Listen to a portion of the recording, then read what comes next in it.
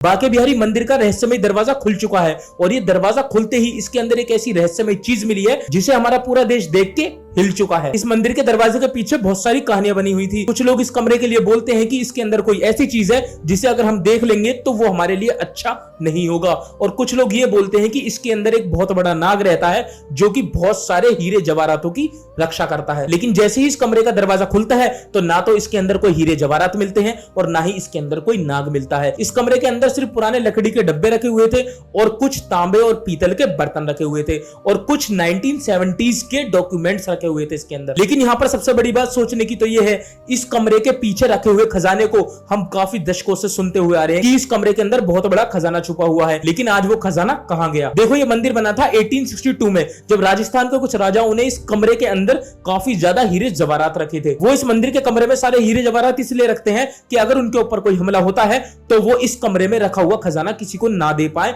और किसी को पता भी ना चले कि एक मंदिर के कमरे के अंदर इतना सारा सोना चांदी होगा। लेकिन जब ब्रिटिशर्स का समय आया तो 1926 और 1936 में अंग्रेजों ने इस मंदिर में बहुत ही बड़ी चोरी करी और इसमें से सारा खजाना लूट कर ले गए। लेकिन अंग्रेजों के लॉक करने के बाद भी इस दरवाजे को 1971 में खोला गया था और उस समय जो हमारे देश में सरकार थी उसने इस कमरे में सारा बचा कुचा खजाना लूट कर सारा बैंक के लॉकरों में जमा करवा दिया था। और आज 54 साल बाद 2025 में इसका गेट खुला है और इसके अंदर कुछ भी नहीं है। बाकी आप कमेंट में जय श्री कृष्ण जरूर लिखना।